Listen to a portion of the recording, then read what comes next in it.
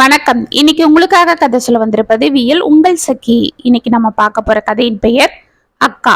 கதைக்குள்ள போலாமா? ஆபீஸிற்கு கிளம்பி வெளியே வந்த சந்தியாவிடம் லஞ்ச் பேக்கை கொண்டு வந்து கொடுத்தாள் பவித்ரா. இதோ பாருடி, மிச்சம் வைக்காம எல்லாத்தையும் சாப்பிடு. சரிக்கா. ஆமா, நேத்து மோர் குழம்பு வச்சிருந்தனே, எப்படி இருந்தது? நல்லாதான்க்கா இருந்தது.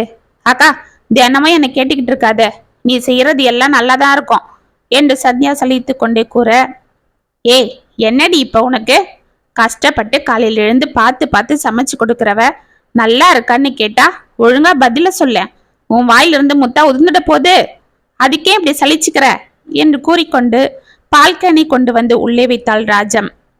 ஆமா போதுமா, நான் அக்கா ஒன்னும் சொல்லில, அப்படியே வரைஞ்சு கட்டிட்டு வந்துடாத. எப்ப பாரு பெரிய பொண்ணுதான் உனக்கு ஒஸ்தி. போதுண்டி, ஒஸ்தி மட்டனு என்னடி பேச்சது? வீட்டுக்கு பெரியவாவ, பொறுப்பா எல்லாத்தையும் பாத்துக்கிறா. அவ சொல்றத கேளுன்னு சொல்றேன், உடனே அவ தான் ஒஸ்தின்னு ஆகிடுமா? போதும் போ, உன்னை பத்தி எனக்கு தெரியாதா? சரி சந்தியா, கிளம்பு, ஆபீஸுக்கு நேரம் ஆகுது பாரு. ஆமா, நேத்து சொசைட்டில ஒரே கூட்டமாமே, வேலை அதிகமா இருந்ததா? அக்கா, வீட்டுக்குள்ளேயே இருந்துக்கிட்டு என்னை பத்தி எல்லாம் சொல்லு, எப்படிதான் இதெல்லாம் உனக்கு தெரியுதோ. சரி, அது போகட்டும். அக்கா, உன்கிட்ட ஒன்று கேட்கணும். என்ன? பணமா? அதெல்லாம் ₹1 கொடுக்க முடியாது. இந்த மாசம் உன் செலவுக்கு பஸ்ஸுக்கு எல்லாம் கொடுத்தாச்சு. அக்கா, அடுத்த வாரம் என் ஃப்ரெண்டு லீலாக்கு கல்யாணம். அவளுக்கு நானும் அபியும் கிஃப்ட் வாங்க பிளான் போட்டிருக்கோம். அதுக்கு ₹2000 வேணும். என்னது, 2000மா என்று வாயை பிளந்தாள் ராஜம். ஆமா, என்னம்மா 2000ன்னு இழுக்கிற? இப்பெல்லாம் இந்த பணத்துல சாதாரணமா தான் எதனா வாங்க முடியும். ஏய், ₹2000 அப்படி என்னடி வாங்க போறீங்க? அக்கா, அது ஷோகேஸ்ல வைக்கிற மாதிரி ஒரு கிஃப்ட்டுக்கா, நல்லா இருக்கும். அடியே, அந்த லீலாவோட அப்பா பாவம், கடனை உடனே வாங்கி கல்யாணம் பண்ணுவாரு. அவங்க அவ்வளவா வசதி இல்லை, நம்மள போலதான். அப்படி கஷ்டப்பட்டு கல்யாணம் பண்றவருக்கு சிரமத்தை குறைக்கிறா போல பணத்தை முயலுதுன்னா அவருக்கும் செலவுக்கு ஆகும் இல்ல? அதை விட்டுட்டு என்னடி இது ஷோகேஸ்ல வைக்கிறதுக்கு சாமான வாங்கிக்கிட்டு, இப்ப இது ரொம்ப முக்கியமா? அதெல்லாம் ஒன்றும் வேண்டாம். பேசாம ₹1000 தரேன், போய் அதை கவர்ல போட்டு அவளுக்கு கொடுத்துட்டு வா. போதும், அவ்வளோதான் முடியும் நம்மளால. அக்கா, நான் உண்மையை சொல்லிடுறேன், அவளுக்கு ₹1000 தான் செய்ய போறேன். அடிப்பாவி, அப்ப ஏண்டி ₹2000 கேட்குற என்று ராஜன் அவளை முறைக்க, ஆமா, நானும் அப்படியும் கல்யாணத்துக்கு போக ஒரே மாதிரி புடவை எடுக்கலான்னு இருக்கோம்மா. அது ஃபேன்சி சரி, அதுதான் ₹1000 எக்ஸ்ட்ராவா கேட்டேன். புடவைக்குன்னா அக்கா கொடுக்காது, அதனாலதான் இப்படி போய் சொன்னேன். ஏய், என்ன கொழுப்பா? ₹1000 இப்ப புடவை தேவையா? அதுவும் ஒரு நாள் குத்துக்கு. இந்த பாரு, இந்த பொங்கலுக்கு எடுத்த புடவையே நீ இன்னும் கட்டாம வச்சிருக்கிற. மரியாதையா அதை கட்டிக்கிட்டு போ. அதுக்கு நான் டிசைனர் பிளவுஸ்லாம் தைச்சு கொடுத்துருக்கேன்ல, அப்புறம் என்ன? இப்ப தண்டத்துக்கு புடவைக்கு கொண்டு போய் ₹1000 முடக்கணுன்ற? அது இருந்தா வீட்டு செலவுக்கு ஆகும். எவ்வளவோ செய்யலாம் அதுல. போடி, புடவை வாங்குறாலும் புடவை. எப்ப பாரு புடவைங்க வாங்குறதோட சரி, இந்த சுடிதாரை தானே மாட்டிட்டு வேலைக்கு போற. அப்படி கேளு. ஆமா, பேசாம இருமா. அக்கா ப்ளீஸ்க்கா, ஒரு ₹1000 கொடுக்கா, நான் அபிகிட்ட சொல்லிட்டேன். நீ யாருக்கிட்ட சொன்னாலும் நான் தர முடியாது. மொய் பணத்துக்காக தான் ₹1000 கொடுப்பேன், மற்றபடி எதுவும் கேட்காது. ஆஃபீஸுக்கு கிளம்பு, நேரமாகுது. போனதும் போனை போடு, பஸ்ல பார்த்து ஏறிடி என்று வாசல் வரை கூறிக்கொண்டே வந்தாள் பவித்ரா. சரி சரி, நான் இன்னைக்கு பஸ்ல போகல, அபி வண்டி கொண்டு வரேன்னு சொன்னா, வண்டியில தான் போறேன் என்று முகத்தை உம்மென்று வைத்து கொண்டு கூறினாள் சந்தியா. அப்படியா? அப்ப சரி, பார்த்து மெதுவா போங்க. போனதும் போனை போடு என்று அவள் கூறிக்கொண்டிருக்க அபி வண்டியை கொண்டு வந்து வாசலில் நிறுத்தினாள். அக்கா, எப்படிக்கா இருக்கீங்க? நான் நல்லா இருக்கேன் அபி. என்னது, லீலா கல்யாணத்துக்கு புதுசா புடவை எடுக்க போறீங்களாமே, அதுவும் ₹1000? ஆமாக்கா, அது என்று அபி தயங்க. இதோ பாரு அபி, என்னதான் நம்ம வசதியா இருந்தாலும் பணத்தை சேர்த்து வச்சு பழக்கணும். காசு இருக்கின்றதுக்காக கண்டபடி செலவு பண்ணக்கூடாது என்று பவித்ரா கூறிக்கொண்டிருக்க அபி நெளிந்து கொண்டே சந்தியாவை பார்த்தாள். சரிக்கா, நாங்க கிளம்புறோம் என்று சந்தியா என்று முகத்தை வைத்து கொண்டு வண்டியில் ஏறி அமர்ந்து, ஏய் கிளம்புடி என்றாள். அப்ப அக்கா, நான் போயிட்டு வரேன். அம்மா, நான் வரேம்மா என்று கூறிவிட்டு வண்டி எடுத்தாள் அபி. அவர்கள் செல்வதை பார்த்து கொண்டு நின்றிருந்த பவித்ரா உள்ளே செல்ல திரும்ப அங்க பக்கத்து வீட்டிற்கு புதிதாக வந்த பார்வதி தனது பேத்தியுடன் வருவதை பார்த்து சிரித்து கொண்டே நின்றாள். வாங்கம்மா, இப்போ உடம்பு எப்படி இருக்கு என்றவள் கேட்க சத்தம் கேட்டு வாசலுக்கு வந்த ராஜம், வாங்க அண்ணி, என்ன காலையில் இந்த பக்கம் என்றாள். ஒன்னும் இல்லை, 2 நாளா எனக்கு உடம்பு முடியாம இருந்தது இல்ல. அப்ப பள்ளிக்கூடம் போக இவளுக்கு நம்ம பவித்ரா கண்ணு தானே ஜடைய போட்டுச்சு. அது இவளுக்கு பிடிச்சி போச்சான். இன்னைக்கு நான் போடுறேன் வாடின்னு கூப்பிட்டா முடியாதுன்னு அந்த ஆன்டி கிட்ட தான் போட்டுப்பேன்னு அடம் பிடிக்கிறா. அவங்க அப்பனும் எதுக்கு அவங்கள தொந்தரவு பண்ற, அதுதான் பாட்டிக்கு சரியாயிடுச்சே, இங்கே பாட்டிக்கிட்ட போட்டுக்கன்னு எவ்வளவோ சொல்லிட்டான். முடியாதுன்னு ஒரே அடம். அதுதான் கூட்டி அந்த. அட என்னம்மா, இதுல என்ன இருக்கு, குழந்தைக்கு ஜடை தானே, நான் போட்டு விடுறேன். ஏய் வினோதினி குட்டி, ஆன்டி போடுற ஜடை உனக்கு பிடிச்சிருக்கா என்று சிரித்து கொண்டே கேட்டாள் பவித்ரா.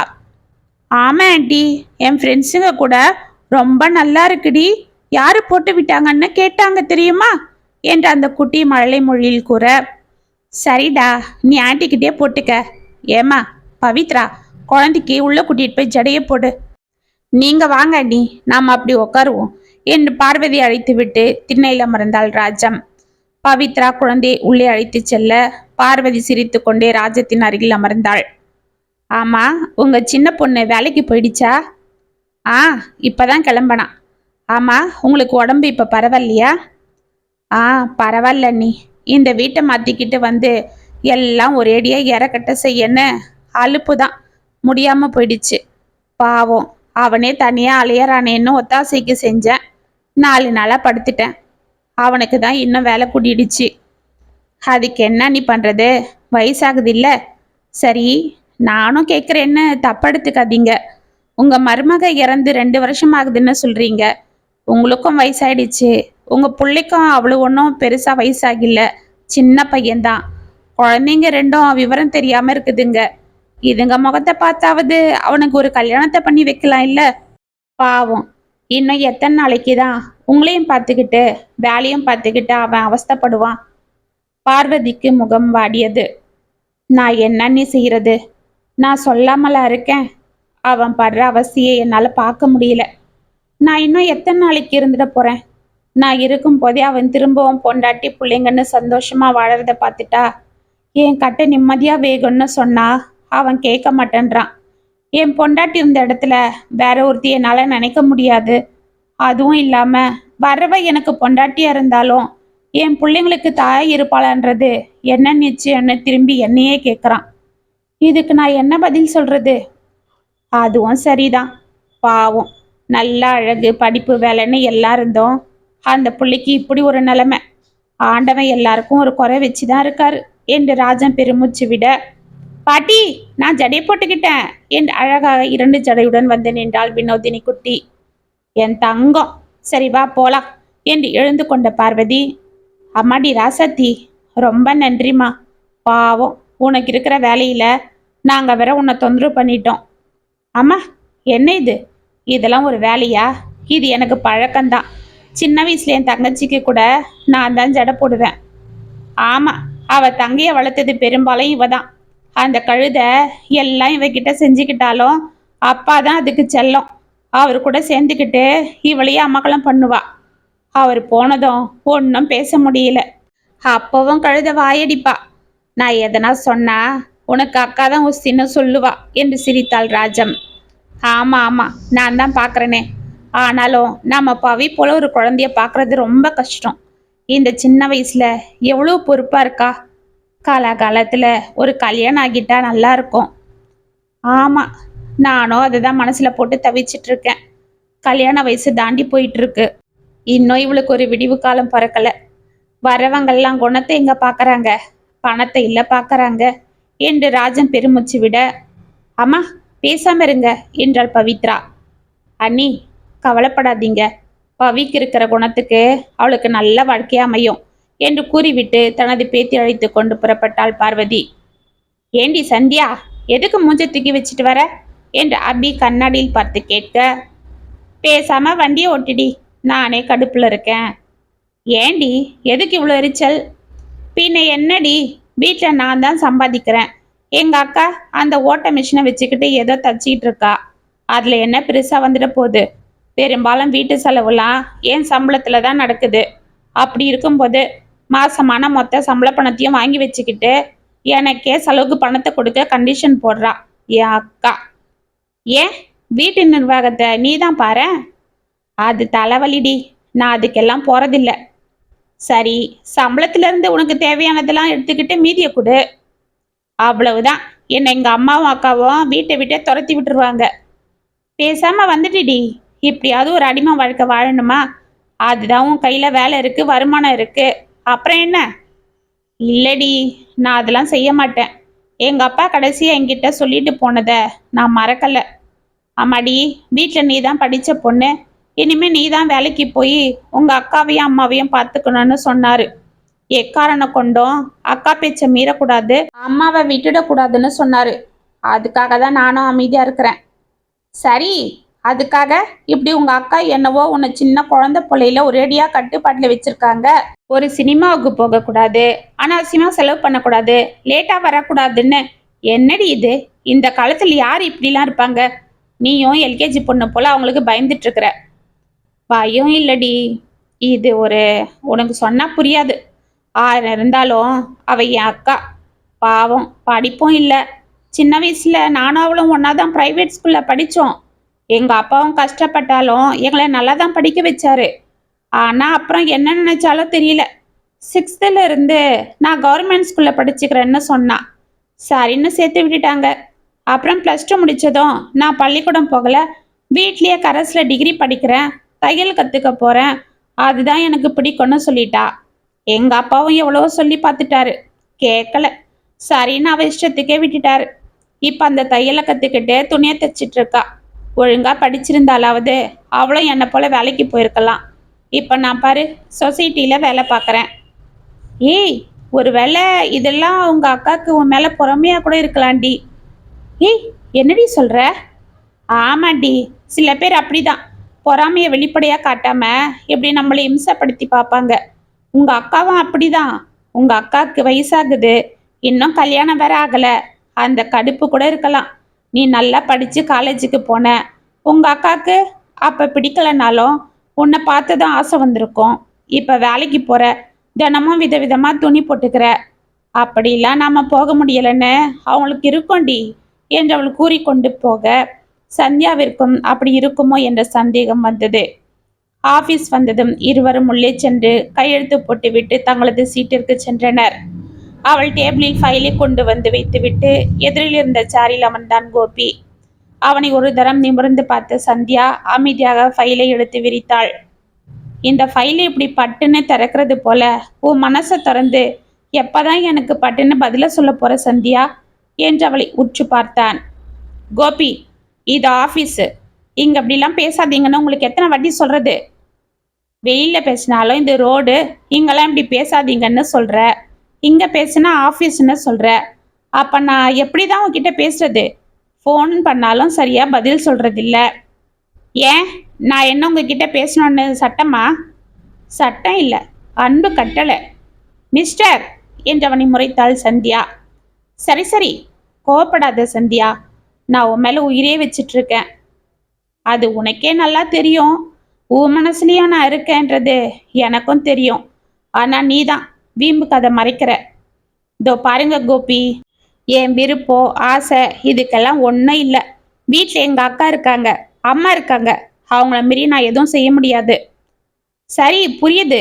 அதுக்கு தான் சொல்கிறேன், நான் வந்து உங்கள் அக்கா கிட்ட பேசுகிறேன்னு. அதில் பிரயோஜனம் இல்லை. எங்கள் அக்கா இதுக்கெல்லாம் சம்மதிக்க மாட்டா. அதுவும் இல்லாமல் எங்கள் குடும்பம் இருக்கிற சூழ்நிலையில் என்னால் இப்போதைக்கு கல்யாணம் எல்லாம் நினச்சி கூட பார்க்க முடியாது. ஏன் ஏன் அப்படி? அது உங்ககிட்ட சொல்ல வேண்டிய அவசியம் எனக்கு இல்லை. எழுந்து போய் உங்கள் வேலையை பார்க்குறீங்களா என்று ஃபைலை பட்டன மூடினாள். கோபி அமைதியாக எழுந்து கொண்டான். கோபி அந்த ஊருக்கு மாற்றலாகி வந்ததிலிருந்து சந்தியாவின் அடக்கம், அழகு, படிப்பு, திறமை அனைத்தையும் பார்த்து மனதை பறிகொடுக்க ஒரு நாள் அவன் மனதில் இருக்கும் காதலை அவளிடம் சொல்ல அவள் மறுத்து விட்டாள். ஆனாலும் 1 வருடமாக அவனும் தனது முயற்சியில் சளைக்காமலேயே இருந்தான். இப்படியே நாட்கள் உருண்டோட அன்று காலை கோவிலுக்கு கிளம்பி கொண்டிருந்த பவித்ராவிடம் அடம் பிடித்து கொண்டிருந்தாள் சந்தியா. இதோ பாரு சந்தியா, இப்ப எதுக்கு நீ டிரான்ஸ்ஃபர் வாங்கிட்டு போனன்னு அடம் பிடிக்கிற? அதுவும் ஊர் தெரியாத ஊருக்கு. அக்கா, அங்க போனா எல்லாம் தெரியதான் போகுது. எனக்கு இந்த கிராமத்துல உட்காந்துக்கிட்டு ஒன்றும் செய்ய முடியல. அதுதான் நான் திருச்சிக்கு போறேன். அங்க போனா திருச்சி மெயின்லயே ஆஃபீஸு. நானும் வேலைக்கு போயிட்டு கரஸ்ல இன்னொரு டிகிரி படிக்கலான்னு இருக்கேன். அந்த டிகிரியை இங்கே பண்ணு. கரஸ்ல தானே பண்ண போற? ஆமா. இந்த கிராமத்துல என்ன வசதி இருக்கு? ஒரு லெட்டர் வந்தா கூட நம்ம கைக்கு வர 4 மாசம் ஆகும். ஏய், நானும் இங்க இருந்து தான் கரஸ்ல டிகிரி முடிச்சேன். யார்கிட்ட கதை விடுற? சரி, ஏதாவது டிப்ளமோ இல்ல கம்ப்யூட்டர் கோர்ஸாவது படிப்பேன். இல்ல என் வேலைக்கு உதவும். இங்க உட்காந்து என்னத்த பண்றது? போதுண்டி, உண்மைய சொல்லு. நீ படிக்கவும் வேலைக்குமா திருச்சிக்கு போறேன்னு சொல்ற? பின்ன அங்க போயிட்டா உன் இஷ்டத்துக்கு ஆட்டம் போடலாம், பணத்தை வீணா செலவு பண்ணலாம். அதுதானே? உனக்கு இங்கே ப்ரமோஷன் வந்திருக்கு. நீயா தான் வேணும்னு திருச்சிக்கு போகணும்னு அடம் பிடிக்கிற. ஆ, அதுதானே சங்கதி என்று கூறிக்கொண்டு அங்கு வந்தாள் ராஜம். அம்மா, நீயும் வந்துட்டியா? இனி அவ்வளவுதான். என்னடி அவ்வளவுதான்? பித்தலாட்டக்காரி. என்னம்மா, நான் என்ன பித்தலாட்டம் பண்ணிட்டேன்? ஆமா, நான் இங்கிருந்து போகத்தான் விரும்புறேன். இப்ப என்ன? ஏன், இங்க உனக்கு என்ன குறைச்சல்? எல்லாமே குறைச்சல் தான். என் இஷ்டத்துக்கு இங்க என்ன நடக்குது? சாப்பிட்ற சாப்பாடுல இருந்து போட்டுக்கிற ட்ரெஸ் வரைக்கும் இதோ இவளோட இஷ்டம்தான். இவளுக்காக நான் எல்லாத்தையும் தியாகம் பண்ணேன். இவ என்னவோ என்னையே மிரட்டிக்கிட்டு இருக்கா. என் சம்பளத்துல குடும்பத்தை நடத்திக்கிட்டு என்னையே இங்க போகாத அங்க போகாதன்னு கண்டிஷன் போடுறா. காலையில வேலைக்கு போகும்போது சின்ன குழந்தைக்கு சொல்றது போல 1008 ஜாக்கிரதை. எங்கேயாவது ஃப்ரெண்ட்ஸுங்க கூட கல்யாணத்துக்கு போனா இவ சொல்றது தான் அவங்களுக்கு கிஃப்டா வாங்கிட்டு போனோம். இங்க போகாத அங்க வராத, இப்படி இரு அப்படி இருன்னு என்னை எத்தனை நாளைக்கு தான் இப்படி அடிமையா வச்சிட்டு இருப்பீங்க? அவளை எதனா சொன்னா வரைஞ்சு கட்டிக்கிட்டு நீயும் வந்துடுற. அப்பா இருந்திருந்தா எனக்கு இந்த தொல்லையே இல்லை. அவர் போனதும் எனக்கு இங்க நிம்மதியே இல்லை, சுதந்திரமே போயிடுச்சு என்று ஆவேசமாக சந்தியா கத்த பவித்ரா ஒரு நிமிடம் ஆடி போனாள். இது நாள் வரை தனது பேச்சிற்கு எதிர்பேச்சு பேசாமல் அமைதியாக இருந்த தனது தங்கைக்குள் இவ்வளவு கோபம் இருப்பது அவளுக்கு ஆச்சரியமாக இருந்தது. ஏய், அவ என்ன சொன்னாலும் உன் நல்லத்துக்கு தானடி சொல்றா. அவ பேச்சை கேட்டு நீ என்ன கெட்டு போயிட்ட? ஆமா, போதும். நானும் படிச்சவதான், எனக்கும் எல்லாம் தெரியும். இவளை போல வீட்டில் உட்காந்துக்கிட்டு 4 செவத்துக்குள்ள செக்கு மாடு போல அந்த மிஷினை மிதிச்சிட்டு இல்லை இவ வந்து என்ன அதிகாரம் பண்றதுக்கு. ஏய் சந்தியா, நான் என்னமா உன்னை அதிகாரம் பண்ண? உன் மேல இருந்த பாசத்தால, அக்கறையால. அக்கா, போதும் நிறுத்து. இப்படி சென்டிமெண்டா பேசி பேசிதான் என்னை நல்லா ஏமாத்திட்டு இருக்கிற. அப்பா சொன்ன ஒரே வார்த்தைக்காக தான் நானும் பொறுத்துட்டு இருக்கேன். இல்லைன்னா நான் அப்பவே உங்களை விட்டுட்டு என் வேலையை பார்த்துட்டு போயிருப்பேன். இவளுக்காக நான் என் காதலை கூட வெளியில சொல்ல முடியாம மனசுலயே வச்சு பூட்டிட்டு இருக்கிறேன். எனக்காக ஒருத்தன் தினம் தினம் என்கிட்ட கெஞ்சுறான். அவனோட அன்பை நிராகரிக்கிறேன். என் மனசு வலிக்குது. இதெல்லாம் உங்களுக்கு எங்க தெரிய போகுது? காதல் கீதல்னு ஒன்றும் இல்லாம மரக்கட்டை போல இருக்கிற இவளுக்கு இதெல்லாம் புரியாது. அந்த வெறுப்புல தான் என்னை சித்திரவதை பண்றான். இதெல்லாம் பார்க்க முடியாம தான் நான் எல்லாரையும் விட்டுட்டு தூர வெளியில போயிடலான்னு முடிவு பண்ணனே. அதுக்கும் எதனா சொல்லிட்டு இருக்காதீங்க என்று கையில் இருந்த டம்ளரை விசிறி அடித்து விட்டு உள்ளே சென்றாள். பவித்ரா மனதில் இடியே இறங்க அவள் ஆடி போய் அமைதியாக நின்றாள். அம்மாடி, பவி, என்னம்மா, ஏன் அழற? அவர் ஆளுன்னு அவ பேச்சுக்கு நீ உடையலாமா? நீ அவளுக்காக என்னெல்லாம் செஞ்சிருக்க அந்த கழுதைய என்று ஆவேசமாக உள்ளே செல்ல திரும்பினாள் ராஜம். அம்மா, இதோ பாருங்க, நீங்க அவகிட்ட எதுவும் சண்டை போடக்கூடாது. அவளை நீங்க எதுவும் சொல்லக்கூடாது. அவ சின்ன பொண்ணு. நான் எல்லாம் பார்த்துக்கிறேன். நீங்க அமைதியா இருங்க. பவித்ரா, அம்மா, நான் சொல்றதை கேளுங்க. நான் கோவிலுக்கு போயிட்டு வரேன். பாருங்க, நான் போனதும் நீங்க அவகிட்ட எதுவும் சண்டை போடக்கூடாது. நான் ஏன் சண்டை போட போறேன்? உன் பேச்சை மாரி நான் எதுவும் செய்ய மாட்டேன். நான் போய் பாலை கறந்து சொசைட்டியில் ஊத்திட்டு வரேன் என்று உள்ளே சென்றாள். பவித்ரா அமைதியாக கோவிலை சுற்றிவிட்டு மண்டபத்தில் அமர அவள் மனதில் புயல் வீசி கொண்டிருந்தது. இன்று தனது தங்கை பேசிய ஒவ்வொரு வார்த்தைகளும் அவள் மனதில் இடியாக இறங்க அதன் தாக்கமாக அவள் கண்களில் மழை போல் கண்ணீர் கொட்டி கொண்டிருந்தது. அவள் அழுது கொண்டே தூணில் சாய்ந்து கொண்டிருக்க அம்மா என்ற சத்தத்தை கேட்டு திடுக்கிட்டு திரும்பினாள். பக்கத்து வீட்டு வினோதினி குட்டி சற்று தூரத்தில் தூணில் மோதிக்கொண்டு கீழே விழுந்து கிடக்க அவள் அருகில் அவளது தம்பி பாபு நின்று கொண்டு தனது சின்னஞ்சிறு கையால் அவளை தூக்க முயற்சி செய்து கொண்டிருந்தான். இதை பார்த்து பவித்ரா விரைந்து சென்று அவளை தூக்கி நிறுத்தி அவள் காலை தேய்த்து விட வினோதினி விம்மிக் கொண்டிருந்தாள். ஏண்டா, எதுக்கு இப்படி ஓடி வர? ஆமா, நீங்க தனியாவா வந்தீங்க? பாட்டி வரலையா? இல்ல ஆண்டி, நாங்க அப்பா கூட வந்தோம். இன்னைக்கு அம்மாக்கு நினைவு நாளாம். நாங்க வீட்டில் அம்மாக்கு புடவை வச்சு பூஜை பண்ணாமா, அதை அம்மா போல இருக்கிற யாருக்காவது அப்பா கொடுப்பாரு. அப்ப நாங்களும் வருவோம். அது போலதான் இன்னைக்கும் வந்தோம். அப்பா அதோ போறாங்களே ஒரு ஆண்டி, அவங்கள கூப்பிட சொன்னாரு. அதுதான் நானும் இவனும் ஓடி வந்தோம்.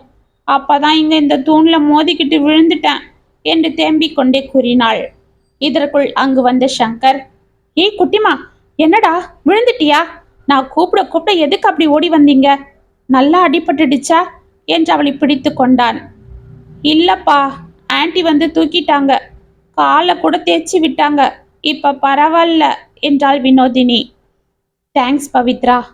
ஆமா, நீங்க கோவிலுக்கு வந்தீங்களா? ஆமா என்றவள் அமைதியாக கூற, அவள் வாடிய முகத்தை உற்று பார்த்து கொண்டிருந்த சங்கர், சரி பவித்ரா, நாங்க கிளம்புறோம் என்று குழந்தைகளை கையில் பிடித்து கொண்டு திரும்பினான். பவித்ரா அவர்களை அமைதியாக பார்த்து கொண்டு நின்றாள். டக்கென திரும்பிய சங்கர், பவித்ரா, எங்க அம்மா உங்ககிட்ட கேட்டதுக்கு நீங்க இன்னும் பதில் சொல்லலைன்னு சொன்னாங்க. நீங்க அதை பத்தி என்ன யோசிச்சிருக்கீங்கன்னு இப்ப நான் தெரிஞ்சுக்க விரும்புறேன் என்றான் மெதுவாக. பவித்ராவிற்கு ஆச்சரியமாக இருந்தது. பெண்களை பார்த்தாலே நின்று கூட பேசாமல் அமைதியாக சென்றுவிடும் சங்கர் இன்று தன்னிடம் பேசுவது அவளுக்கு வியப்பாக இருந்தது. ஒரு வாரம் முன்பு நடந்த நிகழ்வு அவள் மனதில் கடகடவென ஓடியது. பார்வதி தனது மகனுக்கு தன்னை இரண்டாம் தாரமாக பெண் கேட்டதாக அன்று அம்மா சந்தோஷமாக வந்து தனது விருப்பத்தை கேட்டதும் தான் அதற்கு பதில் ஏதும் சொல்லாமல் இருப்பதும் நினைவுக்கு வர அவள் அமைதியாக நின்றிருந்தாள். என்ன பவித்ரா, அமைதியா இருக்கீங்க? எங்க அம்மா என் மனைவி போனதும் என்னை ரெண்டாவது கல்யாணம் பண்ணிக்க சொல்லி தொந்தரவு பண்ணிட்டு இருந்தாங்க. நானும் என் பசங்களை நினைச்சு அதை பத்தி யோசிக்காம இருந்தேன். ஆனா அவங்கள பார்த்ததுக்கு அப்புறம்தான் நான் என் முடிவை மாத்திக்கிட்டேன். நீங்க எனக்கு மனைவியா இருக்கிறது மட்டும் இல்லாம கட்டாயமா என் குழந்தைங்களுக்கு ஒரு நல்ல தயாரிப்பீங்கன்றது எனக்கு நல்லாவே தெரியுது. ஏன்னா உங்களை பத்தி எங்க அம்மா கிட்ட உங்க அம்மா சொன்னதெல்லாம் கேட்டதும் நான் அப்பவே முடிவு பண்ணிட்டேன். நீங்க எங்க வாழ்க்கையில வந்தா நாங்க 3 பேருமே நல்லா இருப்போம்னு. பவித்ரா அவனை டக்குன்னு நிமிர்ந்து பார்த்தாள். பவித்ரா, ஏதோ நான் இப்படி பேசுறேன்னு நீங்க என்ன தப்பா எடுத்துக்காதீங்க. எங்க அம்மா சொன்னதுக்காக மட்டும் நான் இப்படி உங்களை கேட்கல. உங்களை நான் இங்க வந்ததுலேருந்து பார்த்துக்கிட்டு தான் இருக்கேன். உங்களை எனக்கு ரொம்ப பிடிச்சிருக்கு. அதை விட உங்க பொறுப்பான குணம், பொறுமை, பெருந்தன்மை, அக்கறை எல்லாமே எனக்கு பிடிச்சிருக்கு. அதனால தான் நானும் கேட்குறேன். உங்களுக்கு விருப்பம் இருந்தா சொல்லுங்க. உங்களை கண்ணுக்குள்ள வச்சு பார்த்துக்க நாங்க தயார். நீங்க வந்தா மட்டும் போதும். வேற எதையும் நான் எதிர்பார்க்கல. நீங்க எந்த கடமைக்காக கல்யாணம் பண்ணிக்காம இருக்கீங்களோ அதை நானும் உங்க கூட இருந்து நிறைவேற்றுவேன். இது சத்தியம் என்று பிள்ளைகளை அழைத்து கொண்டு புறப்பட்டான். வினோதினி என்று பவித்ரா அழைக்க டக்கன மூவரும் நின்று திரும்பி பார்த்தனர். அவர்கள் அருகில் வந்த பவித்ரா, அந்த புடவைய நானே கட்டிக்கலாமா என்று அவனிடமிருந்த புடவையை வாங்கினாள். சங்கர் முகத்தில் ஆச்சரியம் தெரிய, அப்பா, புடவைய ஆண்டிக்கே கொடுங்கப்பா என்றாள் வினோதினி சிரித்து கொண்டு. ஆமாப்பா என்று பாபுவும் சிரிக்க, சங்கர் சிரித்து கொண்டே மகிழ்ச்சியாக அந்த புடவை அவளிடம் கொடுத்தான். ஒரே மாதத்தில் சங்கர் பவித்ரா திருமணம் இனிதே நடந்தேற பவித்ரா தனது தாய் தங்கையிடம் இருந்து அழுது கொண்டே விடை பெற்று தனது புகுந்த வீட்டுக்கு சென்றாள். பக்கத்து வீட்டிற்கு தான் அவள் வாழச் சென்றாலும் அவள் இல்லாமல் ஏதோ வெறுமையாக தோன்றியது சந்தியாவிற்கு. எப்பொழுதும் காலையில் தான் எழுந்து கொள்வதற்கு முன் எழுந்து தனக்கு தேவையானவைகளை பார்த்து பார்த்து செய்யும் அக்கா இன்று தன்னோடு இல்லை. தனக்கு விதவிதமாக உடைகளை தைத்து கொடுக்கும் அக்கா இன்று அந்த மிஷினில் அமர்ந்து தைக்கவில்லை. தான் ஆபீஸிற்கு புறப்படும் போது 1000 ஜாக்கிரதைகள் கூறும் அக்கா இன்று வேறொரு வீட்டிற்கு சென்று விட்டாள் என்று நினைக்கும் பொழுதெல்லாம் அவள் மனது ஏதோ அழுத்தியது. இந்தா, இதுல சாப்பாடு வச்சிருக்கேன், சாப்பிட்டுக்கோ என்று கையில் லஞ்ச் பேக்கை கொண்டு வந்து கொடுத்தாள் ராஜம். அவளை வெறிக்க பார்த்து கொண்டிருந்த சந்தியாவிற்கு பவித்ராவின் நினைவு வந்தது. இதுவே அக்காவா இருந்தா இந்நேரம் மிச்சம் வைக்காம சாப்பிட்டுடி. நேற்று உனக்காக நான் செஞ்சு கொடுத்த சாப்பாடு எப்படி இருந்தது? நாளைக்கு என்ன கட்டி கொடுக்கட்டும் சொல்லுன்னு கேட்கும் என்று கண்கள் கலங்கினாள். என்னடி, ஏன் அழற ஆஃபீஸ்க்கு போகும்போது? அம்மா, அக்கா ஞாபகம் வந்துடுச்சுமா. யாருக்கு? உனக்கா? அவ்வளோதான், அன்னைக்கு அந்த பேச்சு பேசினியே, எப்போ பாரு என்னை கண்டிஷன் பண்ணுற மிரட்டுறேன்னு. அப்புறம் என்ன, இனிமேல் உன்னை கேள்வி கேட்க யாரும் இல்லை, நீ சுதந்திரமா இருக்கலாம். அம்மா, அதெல்லாம் நான் ஏதோ கோவத்தில் பேசிட்டேன். ஆனால் இப்போதான் அக்கா இல்லாமல் எனக்கு அதனோட வலி தெரியுது. என்னடி வலி தெரியுது? நீ பேசுனது தான் என் மனசு அப்படி வலிக்குது. பாவண்டி அவளை பார்த்து என்னெல்லாம் பேசிட்ட. உனக்காக ஒண்ணுமே பண்ணல, நீ தான் அவளுக்கு பண்ணன்னு சொன்னியே. உனக்காக என்னெல்லாம் பண்ணான்னு இப்ப சொல்றேன் கேளு. சின்ன வயசுல உனக்காக படிப்பை விட்டு கொடுத்ததுல இருந்து இன்னைக்கு ஒருத்தனுக்கு 2ஆம் தரமா போன வரைக்கும் எல்லாம் உனக்காக தான் பார்த்து பார்த்து பண்ணிருக்கா. அம்மா, என்ன சொல்ற?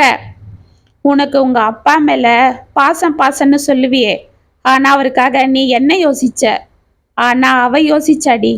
உங்க 2 பேரையும் தனியார் பள்ளிக்கூடத்துல படிக்க வைக்க முடியாம உங்க அப்பா திண்டாடும் போது அவ நான் கவர்மெண்ட் ஸ்கூல்ல சேர்ந்துக்கிறேன், தங்கச்சி இந்த ஸ்கூல்ல படிக்க வைங்கன்னு சொன்னான். அது மட்டும் இல்ல, +2க்கு அப்புறம் அவ காலேஜுக்கு போக மாட்டேன்னு ஏன் சொன்னா? படிப்பு ஏறாம இல்லடி, அவளுக்கு படிக்கணும்னு ரொம்ப ஆசை. ஆனா உனக்காக விட்டு கொடுத்துட்டா. அப்ப நீ +1 படிச்சுட்டு இருந்த. உன்னை இன்னும் ஒரு வருஷத்துல திரும்பவும் காலேஜில் சேர்த்தாகணும். அதுக்கு நிறைய செலவாகும். அதுக்காக தான் அவ தன்னோட ஆசையை தியாகம் பண்ணிட்டா. நீ சொன்னியே, நான் தான் குடும்பத்துக்காக உழைக்கிறேன், நான் சம்பாதிக்கிற காசுல தான் குடும்பம் நடக்குதுன்னு. பைத்தியக்காரி, இங்க பாருடி என்று அவளை பீரோ அருகில் இழுத்து சென்று அதிலிருந்த பேங்க் பாஸ்புக்கை எடுத்து காண்பித்தாள். அதில் 5 லட்சம் பணம் இருந்தது. அம்மா, என்னம்மா இவ்வளவு பணம் இருக்கு? ஆமாண்டி, இது உங்க அக்கா உனக்காக சேர்த்து வச்சது. அவ துணிங்க தச்சு அதுல வர்ற வருமானத்தை வீட்டுக்கு வச்சுக்கிட்டு உன் வருமானத்தை அப்படியே சேர்த்து பேங்க்ல போட்டு வச்சா. அது மட்டும் இல்ல, அங்கங்க சீட்டை கட்டி உனக்கு நகைங்க கூட எடுத்து வச்சிருக்கா பாரு என்று பீரோவில் இருந்த நகைப்பெட்டி எடுத்து காண்பித்தாள். அம்மா, என்னம்மா இது? எனக்காக அக்கா இவ்வளோ செஞ்சு வச்சிருக்கா? ஆமாண்டி, அவ உன்னை கண்டிஷன் பண்ணதெல்லாம் எதுக்கு? உன்னை ஒழுக்கமா ஒருத்தன் கையில பத்திரமா புடிச்சு கொடுக்கதான். அனாவசியமா செலவு பண்ணாதன்னு எதுக்கு அடிச்சுக்கிட்டா? உனக்கு ஒரு நல்ல வழக்க அமைச்சு கொடுக்கதான். ஆனா உன்னை போல ஒரு நாள் கூட இதெல்லாம் அவ சொல்லி காட்டினதில்ல. வீட்லயும் எல்லா வேலையும் பொறுப்பா பார்த்துக்கிட்டு உன்னையும் அவ தாண்டி பத்திரமா வளர்த்தா. தன்னை மெழுகுவத்தி ஆக்கிக்கிட்டு உனக்காக வெளிச்சம் கொடுத்தாடி. உங்க அக்கா, உங்க அப்பா அம்போன்னு நம்மளை விட்டுட்டு போனதும் குடும்ப பாரத்தை கையில் எடுத்து பார்த்தது அவதான். தான் படுற கஷ்டம் உனக்கு தெரியக்கூடாது, நீ மனசு சங்கடப்படக்கூடாதுன்னு தான் உன்கிட்ட எதுவும் அவ சொல்லிக்கல. உன்னை ஒருத்தங்கிட்ட நல்லபடியா புடிச்சு கொடுக்கதான் தன்னோட கல்யாணத்தை பத்தி கூட அவ யோசிக்கல. அன்னைக்கு அவளை பார்த்து மரக்கட்டியான்னு கேட்டியே, அவ மரக்கட்டை இல்லை, அப்படி தன்னை ஆக்கிக்கிட்டா. எதுக்கு? உனக்காக தான். நான் அவளை கல்யாணம் பண்ணிக்க சொல்லி எத்தனை நாள் கேட்டிருப்பேன். அப்பெல்லாம் அவ என்ன சொல்லுவா தெரியுமா? எனக்கு என்னம்மா, என்னை விடுங்க, இனிமே நமக்கு சந்தியா வாழ்க்கை தான் முக்கியம். அப்பா இடத்துல இருந்து அவளை நான் நல்லபடியா கல்யாணம் பண்ணி அனுப்பணும்னு, அதுதான் முக்கியம்னு சொல்லுவா. இப்போ கூட அவ 2ஆம் தரமா வாக்கப்பட்டு போக காரணம் என்ன? உன்னை வளர்த்தது போல தாய் இல்லாம தவிச்சிட்டு நிக்கிற அந்த குழந்தைங்களை வளர்க்க மட்டும் இல்லை, அவ கல்யாணம் பண்ணிக்கிட்டு தாயா தகப்பனா நின்று உன் கல்யாணத்தை அவங்க எடுத்து நடத்ததான். அம்மா, என்ன சொல்ற? ஆமாண்டி, நீ காதலிக்கிறிய அந்த கோபி, அவனுக்கே உன்னை கல்யாணம் பேசி முடிச்சிருக்காங்க மாப்பிள்ளையும் பவித்ராவும். அம்மா, கோபியை பத்தி அக்காவுக்கு எப்படி தெரியும்? ஏய், அவ எங்க இருந்தாலும் அவ பார்வை நினப்பு பூரா உன் மேல தாண்டி. நீ அன்னைக்கு சொன்னியே ஒருத்தன் உன்னை விரும்புறதா, அதை நீ எங்க கிட்ட சொல்றதுக்கு முன்னாடியே உங்க அக்காவுக்கு தெரியும். உனக்கு தெரியாம அவ அந்த கோபி கிட்ட உங்க கல்யாணத்தை பத்தி பேசிட்டா. அம்மா, ஆமாடி, பையன் வீட்டுக்காரங்க பொண்ணுக்கு நீங்க எதுவும் செய்யலைன்னாலும் பரவாயில்ல, கல்யாணத்தை நல்லபடியா தடபுடலாம் எடுத்து நடத்தணும்னு சொல்லிட்டாங்களாம். மாப்பிள்ளை சங்கரே கல்யாண செலவெல்லாம் ஏத்துக்கிறேன்னு சொல்லியிருக்காரு. அவ மனசை புரிஞ்சுக்கிட்டு அவரும் உன்னை பெத்த பொண்ணு போல பாக்குறாரு. அந்த ஒரு காரணத்துக்காக தான் அவ கல்யாணத்துக்கே ஒத்துக்கிட்டா. இல்லனா அவ கல்யாணத்தை பத்தி யோசிச்சு கூட பார்க்கலடி. அம்மா என்று தனது தாயை கட்டி கொண்டு கதறிய சந்தியா, ஏம்மா இதெல்லாம் என்கிட்ட நீ சொல்லவே இல்லை? அக்கா எனக்காக இவ்வளோ செஞ்சிருக்கு, இதெல்லாம் ஏம்மா என்கிட்ட சொல்லல என்றாள். நான் தான் சொன்னனே, உன் மனசு எக்காரணத்துக்காகவும் சங்கடப்படக்கூடாதுன்னு தான் அவ என்னையும் பேச விடாம வாயடைச்சிட்டா. நான் உன்னை பெத்தனே தவிர என் இடத்துல இருந்து உன்னை பார்த்து பார்த்து வளர்த்ததெல்லாம் அவதாண்டி. உன் மனசு என்னன்னு அவளுக்கு நல்லாவே தெரியும் என்று கண்களை துடைத்து கொண்டாள் ராஜம். சந்தியா ஒரே ஓட்டமாக தனது அக்காவின் வீட்டிற்கு ஓட அங்கே பிள்ளைகளுக்கு சாப்பாடு ஊட்டி கொண்டிருந்த பவித்ராவை கட்டி அணைத்து கதறினாள். பின்னால் ராஜம் அமைதியாக சிரித்து கொண்டு வர தனது தாயை பார்த்த பவித்ரா அனைத்தையும் புரிந்து கொண்டாள். அவளை வாரி அணைத்து உச்சி முகந்தவள் அவள் கண்களை துடைத்தாள். அக்கா, என்னை மன்னிச்சிடு, என்னை மன்னிச்சிடு என்று விம்மிக் கொண்டே கூறிய சந்தியாவை பார்த்து சிரித்த சங்கர், அதெல்லாம் முடியாது. நாங்க பார்த்த முகூர்த்தத்துல நீ கோபியை கட்டிக்கிறன்னு சொன்னாதான் உங்க அக்கா மன்னிப்பா என்று சிரித்தான். போங்க மாமா என்று சந்தியா வெட்கப்பட, ஏய் உனக்கு வெட்கப்பட கூட தெரியுமா என்று அவள் முகத்தை பார்த்து சிரித்தான் சங்கர்.